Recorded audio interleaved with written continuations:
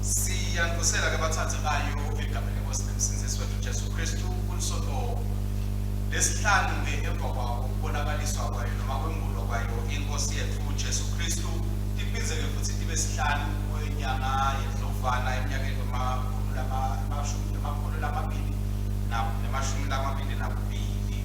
Njengoba-ke bese sikutholile-ke izifundo zethu bathandzekayo namuhla sifundo sekucala sitholakala encwadini ya-Isaya sakhoze sithupha sathola ihobho lethu leliphume ihobho lelikhulu nemashumi amathathu nesiphohlongo Sendlula sathola sifundo sesibili lesisithola encwadzini lebhalelwe ibandla lebaseKorinte esibecala sahluko selishumi nesihlanu.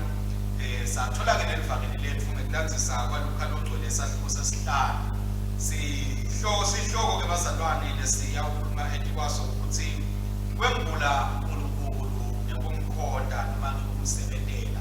Kwembula uNkulunkulu ngekumkhonda noma ngekumsebentela. Sitawubona-ke bathathekayo njengoba sasivele sivedile ekuqaleni nasisaqala nesikhathi sekwembulwa kwayo iNkosi yethu Jesu Kristu. Ngokuthi solo sigijima nawo lamaviki ekwembulwa kweNkosi yethu Jesu Kristu. Lesabebetelayo ukuthi emaviki lasikhombisa bekuyawuthi emaviki lamane ekuqala sichubeke nembala lomhlophe sisaveda indzaba yokuthi uNkulunkulu membulile Jesu Kristu kithi ngendlela letiningi nokuthi uNkulunkulu membulile emhlabeni ngendlela letiningi. Bese sedlula-ke bathathekayo sesithatha emasonto la amathathu-ke ekugcina. Bona-ke lasaveta mhlawumbe indlela lehlukile yokumembula uNkulunkulu. Lalapho le-Isaiah seyicishe iniketwa thine ngokuthi sebengithi lesimembulako uNkulunkulu lesiyawuthi-ke nasesichenza-ke lawo masonto lisonto lelilandzelako-ke liyawuba lisonto lasikhumbula khona kuguqulwa kwesimo kwayo iNkosi yethu Jesu Kristu. Lesiyawube-ke emva kwaloko sesingena kizo-ke isikhathi salente, isikhathi sebusika, isikhathi sebudinsiba, isikhathi sekudihlola silungiselela sona isikhathi sephasika. Njengoba-ke sesishintshwe bazalwane sesikhathi nyalo lalapho sikuthathwa khona sibazalwane ngokuthi kufanele ukuthi sisebenze kakhulu kodwa ngokuthi simphakamise Kristu, simkhonde Kristu, simvete Kristu eveni ukuthi live litewubona Kristu. Kungakho nje namhlanje basesishilo umbala wethu sewusukile embaleni loluhlata sesingekho lomhlophe sesingena kuloluhlata lesewubukethine ngokuthi kufanele ukuthi sikhule, kufanele ukuthi sikhuthateke, kufanele sihambe siye ngaphandle siyofuna lenkingu kaNkulunkulu lesetilahlekile bathathekayo. Siyadike bazalwane ukuthi kuthi nafika lesifo samahasane mhlawumbe ngenxa yokuthi-ke kube khona ukuthi inkonzo tebiswa kwahamba tabuyiswa kodwa kwathiwa tawungena abantu bangagcwali lisonto. So abazalwane labaningi bathathekayo kuko konke lokho labanye bahambe bangasabuki. Singathi-ke labanye vele bahambe baze bathikhanza bahamba kaNkulunkulu. Sesinensayeya-ke thina bathathekayo ukuthi sithole indlela yokuthi sibabuyise labo bazalwane, sibasondzete labo bazalwane bakwadi ngokuthi baphindze babuye esontweni ngoba sebathole kuyengeka la sebakhona khona ukuthi uyathi kodwa na ungakayi esontweni na ungabanza kanye esonto uyakhona kuphila. Kanti uNkulunkulu usidaleko ukuthi kufanele kube khona kuba khona kwethu esontweni lala sitawufike sicondziswe khona, lala sitawufike sikuthathwe khona, lala sitawufike sifundisane khona, lala sitawufike sibambisane khona, sifundisane khona, silekelelane khona kude ukuthi sikhule. Insaya-ke lesisinayo bathathekako ukuthi sendanjani ngokuthi labazalwane bethu lesebasilahlekele sikwadi ngokuthi sibasondzele. Sikhathi-ke lesibazalwane sekukhula kithi sekukuthi sisithathe lesikhathi sihambe siyobakhuthaza abazalwane ethi buyani bazalwane asingavumi ngokuthi letimo lesedlule kito bese sethi sikhweshisa uNkulunkulu esikhundleni ambetimo lethi sisotheka kakhulu kuNkulunkulu ngoba saze sakhwesha uNkulunkulu kumele lula ukuthi live bese liyasithatha liyasiheha liyasikhweshisa uNkulunkulu singaphindzi sibuye athi nakabuya tewulandzani bandla sikhathakale thina noma bebesimati uNkulunkulu sike samsebentela sike samthatha kodwa ngenxa yokuthi sihambe endleleni salahleka sithi khathe sesingasekho kule ncenye lathi Jesu Kristu nakabuya utewulanza. uNkulunkulu-ke bazalwane udandla takhe tivulelwe ukuthi noma ngabe ungumzalwane lala ubona khona wathi ukuthi luthando laNkulunkulu solo lukhulu luyamangalisa ethi impilo tethu. Ngakho uNkulunkulu uyafuna ukuthi sibuye endlini yakhe sike sidawumkhonda sidawumsebentela. Nasibuka-ke bathathekayo sibuka ifundo lesitholile namuhla sifundo sekuqala sisithola encwadzini yaJeremiya sisithola encwadzini ya-Isaiah lalapho sifunza khona simuva Isaiah lakapitwa uNkulunkulu sikhunjulwa lesikuve kuleli viki leliphelele lapho naJeremiya bepitwa khona uNkulunkulu akhala Jeremiya athi hawu Nkosi kodwa mina ngimncane ngingaka kodwa bengingasetshenziswa kanjani. Sithola Isaiah namhlanje uyakhala ukuthi Nkosi mina ngimuntu lotindzebe temlomo wakhe tingasito letingito tingcolile utangisebenzisa kanjani utangithuma kanjani. uNkulunkulu kuthiwa-ke kulesibonakaliso labeka kiso Isaiah wathatha lilahle elatini wathuma ingilosi ithathe lilahle lathini labuya lantobeka edinzibeni emlomo wakhe wasethi sowulungisekile sowulungisile. Nanamuhla ke bathandzekayo ngenxa mhlambe yebuthakathaka bethu ngenxa mhlambe yentolo tethu noma ngenxa mhlambe yalokwenzekile enoveli lethu mhlambe lala ukhona khona sisamemethela indzaba yokuthi phela sibitiwe ukuthi sihambe siyokhangisa Kristu ebantwini ufike lokho ukuthi kunjani bengingibani ngokuthi bengahamba ngiyotshela abantu ngaNkulunkulu uthi uNkulunkulu noma ngabe bawutikhatha omncane kangakanani noma ngabe bawutikhatha ukuthi mhlambe ubone kangakanani noma ubukeleke phansi kangakanani kodwa yena sokwende umsebenzi wokubika wena ngokuthi nase ungumKristu sowubitiwe wabitelwa emsebenzini wakhe ngokuthi uyewulatha abantu ubabuyise ebukhoneni bakhe akunenzaba ngokuthi abantu bangakubuka bakhubudela isitili ngamuva lakho njengoba sababona evikini eliphelile na Jesu Kristu babuka bakhubudela ngamuva lakhe bathi ubani wena sikhumbula umfanyana ngeke bese ubuya sowutoba umprofeti la ndikho usonto usitshela ngokuthi emagama lathini sekaphelelisiwe ngawe siyakwazi thine sifune ukugijima lana amagcone impahla abantu nje bazalwane bathatha konke leto dingo leto babeke izathu ukuthi yini indzaba uNkulunkulu angeke akusebenzise kodwa uNkulunkulu leto izathu leto atimvimbi ukuthi angakusebenzisi wena uNkulunkulu uyakusebenzisa uNkulunkulu asipita sonke sibazalwane ngokuthi ngiyalo njengoba sikhuluma indzaba yekwembulo kwaKristu asimembuleni Kristu ebantwini bantu basinziswe bantu babuye bangene ebukhoneni baNkulunkulu. Siyadinga bathandzekayo ngokuthi njenga Isaiah siyeva ukuthi Isaiah umemethela lapha eqaleni leli sifuthile ukuthi ebufeni kwenkosi uZiya ayibona inkosi kunabo uZiya labakhona empilweni yethu bathandzekayo labadinga ukuthi bakweshiswe labadinga ukuthi bafe kude kuthi emehlo ethu atewangulwa simbone simakathi asikavumelela bokuZiya bazalwane bakweshe basuswe uNkulunkulu kude ethi uNkulunkulu atawukhona ukuthi bese uyasisebenzisa bangasivimbeli ngoba asimathi ukuthi uZiya mhlambe wamvimba njani Isaiah ukuthi angamboni simakathe kodwa nje siyatshela ukuthi ekufeni kwenkosi uZiya kwaze uyambona simakathe Isaiah bangathi bangafa bathathekayo nalabo uZiya empilweni yethu kude ukuthi sitawukhona ukubona inkantimulo yaNkulunkulu sibone emandla kaNkulunkulu sibone imithando kaNkulunkulu yena losipitile wabita mina wabita nawe ngokuthi site umkhoda yena losihlengako yena losenta sibedwele losenta ngokuthi sifanele uma ebukhosi bakhe sime ebusweni wakhe asikavumeli umhlaba asikavumeli live ngokuthi lisivonsele emuva noma lisitshela ukuthi asikafanele thina kumkhoda nokumsebenzela uNkulunkulu sowusipitile bazalwane belingibali live ngokuthi belingaphikisa ukupita kwaNkulunkulu ethikwethu impilo tethu. Sibuka lelubuko ke bathandzekayo lesikhumbuta ukuthi uNkulunkulu mkhulu kangakanani nekuthi thina sipitiwe ukuthi sinte umkhona simdumise ngoba yena uNkulunkulu lophakeme kungakho simemethela indzaba ukuthi kude lonemandla ekutshela ngetulu kwekhulu yeNkulunkulu etikwempilo yakho sifanele ukuthi sathi ukuthi kuphila kwethu nenhloso yethu nekuhamba kwethu konke kuvela kuNkulunkulu noma abantu bebangafika bathini asingasathathi lokushiwo abantu kodwa silalele lokushiwo uNkulunkulu bantu sitawubalalela kuphela uma batawufika bafakazele lokho uNkulunkulu lasakhulumile etikwempilo tethu lokupitwa uNkulunkulu lasakwendile etikwempilo tethu ngokuthi asibuyele sinte umkhoda asibuyele sinte ukhangisa ngaye asambheli siyokhombisa abantu ngoba uNkulunkulu lonemandla asikhombise abantu ukuthi uNkulunkulu uthathe kangakanani live kwananathi ukuthi uNkulunkulu usithathe kangakanani nokuthi sinemisebenzi neminingi nalemikhulu lekufanele siyende ngoba abantu langaphandle bathatheka bayidinga lensinziso yaNkulunkulu.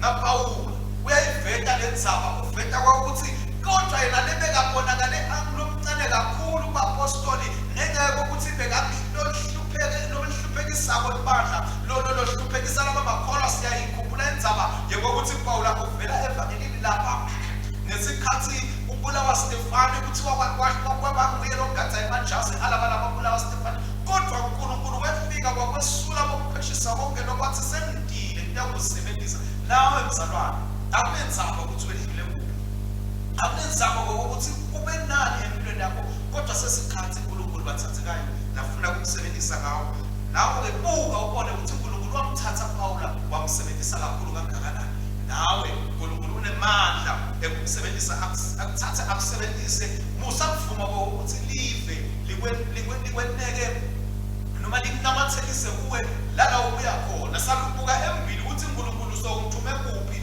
ngifuna kusebenzela yena ngiye embili ngihambe naye uNkulunkulu. Evangelini ke bathandzekayo siyayibona indaba yokuthi bantu balilaphele kangakanani ivangeli laNkulunkulu. Mhlawumbe ngeke basho kodwa siyabona ukuthi ngalesikhathi Jesu Kristu emva sebathi-ke nganhlanye abafuna nokubulala, siyatshela ukuthi namuhla wafika elwandle waqhamuka iqhude ebantwini emlandzela lifuna kufa imfundiso yakhe Jesu Kristu. Haleluya. Kuthiwa labantu baba baningi kangaka ukuthi Jesu Kristu wase uyahamba uyawungena esikembeni wakhaza inkembe letimbili wakhena wahlala kulesinye isakho wase uyafundisa labantu ngoba abantu bazalwane bayidzinga imfundiso yaNkulunkulu langaphandle bayidzinga livi laNkulunkulu bayidzinga kuphila lokuvela kuNkulunkulu nanemavi lakhulunywa uNkulunkulu etwetimpilo tabo bayakudzinga konke lokho noma bangeke mhlawumbe bavele bavume bawupheke kubaleka kodwa ekhathi enhlitweni bayathi ukuthi bayamdzinga uNkulunkulu. Siyabidwa lethina bazalwane ukuthi kulesikhathi abantu badzinga uNkulunkulu kufanele ukuthi sifananiswe nalesi sikembe saSimon Petro lesavuma ukuthi Jesu agibele kiso angene elwandle bese uyaqala uyafundisa uyaqala uyashumayela uyakhuluma kubantu. Asimvumeleni uNkulunkulu bazalwane ukuthi asisebenzise singabuki mhlawumbe ibe lomnyemeka kabukwele tiqunde abantu letiningangaka ukuthi hawu utawuvuka ngubani Jesu abantu babanga umsindo kangaka kodwa asiwazi umsebenzi nemandla kaNkulunkulu ukuthi kwendekani wangena Jesu esikembeni waqala washumayela bantu laba batinkulungwane bamuva angaphathi lutho lokufanana naleli phika nemagumbagumba lesikusebenzisa ngensuku kodwa nje ngemandla kaNkulunkulu wakhona ukuthi ashumayele akhulume bamuva abantu tatsinzeka impilo tabo. Kufanele ke bathathekayo ukuthi sifanane nalesi sikembe. Lesi sikembe sasiselwandle siyele uyawudweba kodwa wathi nakefika Jesu wathi sibuyiseni la nawe mhlawumbe angathi ukuthi empilweni yakho mhlawumbe uphume umuntu wendani kodwa vuma ukuthi Jesu ayimise leya yakho iagenda sekubuye leya yakhe iagenda akusebenzise utawubuye ayibone leya yakhe iagenda sekabuya ngemandla kodwa aseqhubeke naye yakhe njengalesikembe bazalwane leswathi sakweshiswa iagenda yaso yokudweba imfishi sabuya sangena iagenda ukuthi sibe yipodium noma iplatform yokukhuluma kwaJesu wakhuluma Jesu nebantu. Fanele sathi bazalwane ukuthi vele Jesu nakefika empilweni yethu utawusikhweshisa kulendzawo lesijwayele utawusikhweshisa kuletimo noma lokufukamelwa lesikujwayele lengesingisi sikupita ngema-comfort zones ukuthi asikhipha kikoNkulunkulu kude kokuthi atewukhona ukuthi abese yena uyasisebenzisa ngendlela yakhe ludumo lonke luphinde lubuyiselwe kuye. Siyatshelwa abazalwane ukuthi kwathi kusesenjalo abekwenteka konke lokhu kwase Jesu sokuthina kaqedza umsebenzi wakhe wokushumayela watshela boSimon Petro ukuthi abathathe amanethi abawaphose eceleni kwesikembe waphose ekhathelwane lalapho babanga lapho nabathi hawu besingashikashika busuku bonke indlela nempilo lesijwayele sangathola ngisho yinye inhlati kodwa wathi yena nakathi abaphose kanjalo bamlalele ngani ngoba baqale bamlalela bavuma ukuthi a-disrupt impilo yabo a-disrupt ukusebenza kwabo a-disrupt ibhizinisi yabo ngabo bakhona ukuthi baqhubeke nokumlalela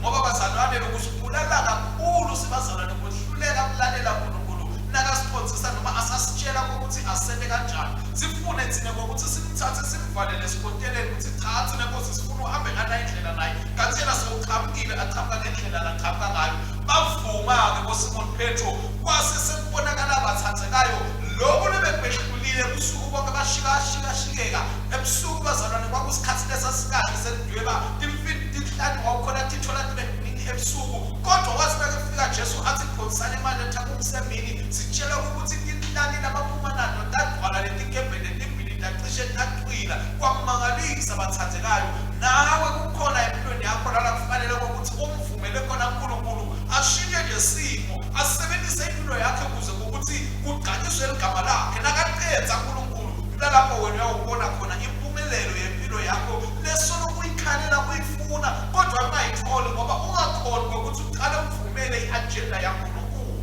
iqhubeke njalo ngoba phela bazalwane manje simemetela indzaba ukuthi sibitiwe kokuthi simembule Kristu ebantwini, sibitiwe kokuthi simkhombise Kristu ebantwini, batewukuda nabo batewukhona. Ngawe bazalwane, uNkulunkulu nasacetsile ukusebenzisa lalle bathi kokuthi yena utawukupha umvuzo lomkhulu nalomangalisayo, njengoba sitibona letikembe letibili taphuma setichichima bathathekayo. Kuningi ukuchichima uNkulunkulu lasibekele kona, kodwa lokuyawubonakala ngalesikhathi sithile sivuma ukuthi Nkosi sisebenzise, Nkosi yembuleka emhlabeni ngathi. Asinabuki nje sithi umsebenzi wabafundisi nabashumayeli kuphela, kodwa umsebenzi wethu sonke sisebandleni ukuthi simembule Kristu, simbonakalise Kristu ebantwini, kude abantu batawubuya tindlu kaNkulunkulu tigcwale, bantu balive livi laNkulunkulu, baguqule empilweni yabo, baguqule ekucabangeni kwabo, baguqule ekuhambeni kwabo, baguqule ekuphileni kwabo. Lokhu esihlale sikumemetela sithi livi laseSwatini, ipulpit yase-Afrika, kungagcini njengemlomo kuphela, kodwa kubonakale nasekuphileni kwethu sibantu, nasekuhambeni kwethu sibantu, ngoba sihleli kuNkulunkulu, sibambelele kuNkulunkulu. Lapho-ke siyawubona bazalwane ukuthi amasonto ethu ayawudinga ngokuthi akhuliswe, anziswe, ngoba abantu sebagcwele bachichima njengalati tinhlali lesatibona tigcwele tichichima tikembe, kodwa kufuneka thine siqale ngekuthumela ithando yaNkulunkulu, sivumele uNkulunkulu ukuthi asisebenzise. Kwakathe uNkulunkulu angasita abathathekayo ngokuthi kulesikhathi sekumembula Kristu sitemukele tinsayeya latilethayo empilweni yethu, tekusita ukuthi sikhule, tekusita kokuthi sithobele yakhe intsambo, simvumelela ngokuthi asebenze babuyisa abantu bakhe kuye, kubambulela abantu bakhe bambone uNkulunkulu, bamthathe bamade uNkulunkulu. Singawenda bonke bathathekayo bangabe sitawukhona noma sitawubethemba uNkulunkulu, simlalele siphinde sente lokhu lathi yena asikwende egameni leNkosi yethu Jesu Kristu, uyesene ngothana namalo ekwele. Amen. Amen. uNkulunkulu wethando ubite bafundzi nebaprofeti ukuthi baphile baphinze bakhulume live lakho, siphe tindlebe tekuva timilo letitokuculwa nemavi ekumemetela tindzaba takho letinhle tensindziso lesitati ngaye umsindisi wethu Jesu Kristu, Nkosi ngemsa wakho. Iva kuthandaza kwethu, Nkosi yemikhosi, yakha libandla lakho, uvamise moya wakho longcwele emkhatsini wethu ngelwati nenhlakanipho, yena emavi ethu abe nesisindo nekuhlakanipha kubazalwane bethu nakulabo labangaphandle kwelibandla, kude sikhone kumemetela kubo. Amen bethu kubo amen bethu ngaKristu, Nkosi ngemsa wakho. iva kuthandaza kwethu, Gcina labo lababitelwe ukuthi babe badwebi bebantu ebandleni laKristu, kude kuthi bangaphelelwa ngemandla uma basebenza busuku bonke bangatholi lutho, kepha baqhubeke kwehlisa emanetha abo ngekulalela live lakho nangekwelibito lwabo. Nkosi ngemsa wakho. iva kuthandaza kwethu, Siphe moya wakho longcwele kude sibe ukhula ekucabangeni kwethu, sibe bantwana ekwendeni lokubi, siphe lukholo lokwehlisa emanetha elive lakho emsebentini wethu wemalanga.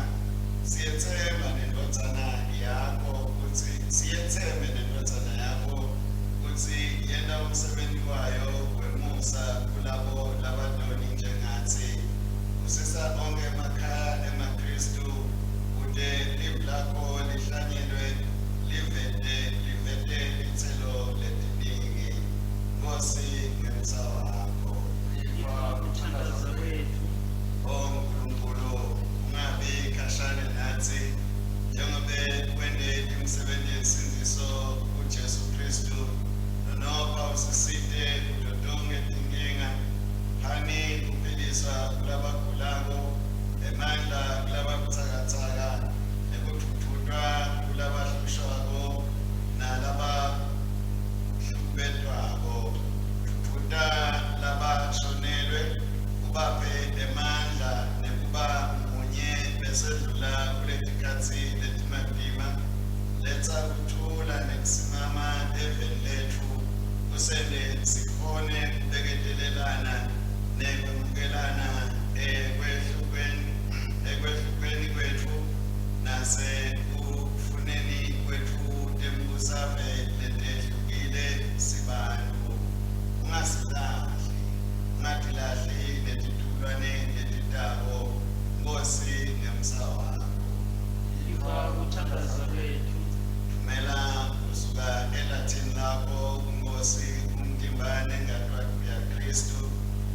uhlambulule kanye netindzebe temlomo yethu ngesakramente lelibusisekile, usikhulule ngensinziso uKristu lasizuzele yona, kute site ukhona uma embi kwakho nyalo naselangeni lekugcina. Nkosi ngemsa wakho, Iva ukuthandaza kwethu.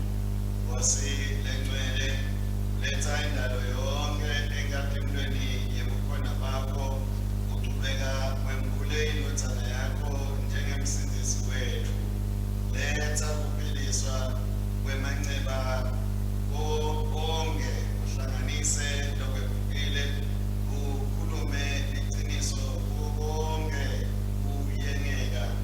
Lethe ukukhanya kubo bonke umnyama, kude kuthi indalo yonke ibone inkathimlo yakho, imandi Kristu wakho.